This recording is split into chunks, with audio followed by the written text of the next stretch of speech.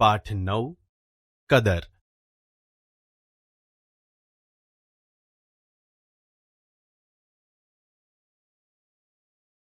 બાળ દોસ્તો, હવે આપણે લેખકના જીવન વિશે પરિચય મેળવીએ.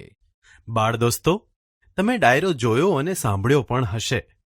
ડાયરામાં રંગ જમાવે તેવી લોકકથા છે કદર, જેના લેખક છે શ્રી દૌલત ભટ્ટ.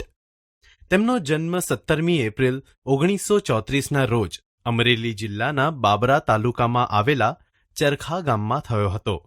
લેખક શ્રી દૌલત ભટ્ટ નવલકથાકાર અને લોકસાહિત્યકાર તરીકે જાણીતા છે. બાદશાહ ખાન, નાગરદાસ ફૌજદાર, ચાણક્ય, લાખણી લોકકથાઓ, છેલભાઈ શૌર્ય કથામાળા ભાગ 1 થી 5 અને શિશુ શૌર્ય કથામાળા શ્રેણી 1, 2 અને 3 જેવી બાળવાર્તાઓ એમણે લખી છે. આ ઉપરાંત એમણે ધરતીનો ધબકાર, કીર્તિવંત કથાઓ અને પાછલા ઇતિહાસનું પાનું ભાગ 1, 2 જેવા ઇતિહાસ વિષયક કથાના પુસ્તકો પણ લખ્યા છે.